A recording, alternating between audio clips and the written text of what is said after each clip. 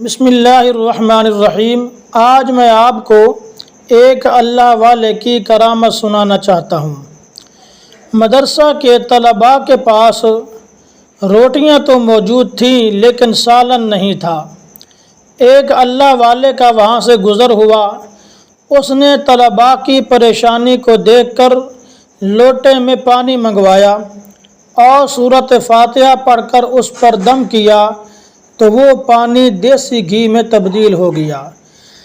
جب طلباء نے دیکھا کہ وہ پانی دیسی گھی میں تبدیل ہو چکا ہے تو بڑے خوش ہوئے اور اس دیسی گھی کے ساتھ روٹیاں لگا لگا کر کھانے لگے۔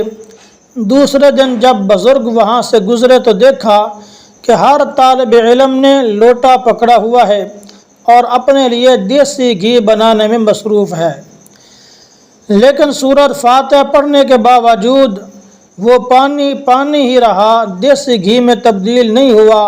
تو تب بزرگوں نے فرمایا کہ بیٹا، سورۃ فاتحہ تو وہی ہے لیکن پڑھنے والی وہ زبان نہیں ہے۔ تو اس سے معلوم ہوا کہ یہ کرامت ہر ایک کو نصیب نہیں ہوتی، بلکہ اس پر پہلے محنت کرنی پڑتی ہے، تب اللہ تبارک و تعالیٰ کی طرف سے کرامات کا ظہور ہوتا ہے۔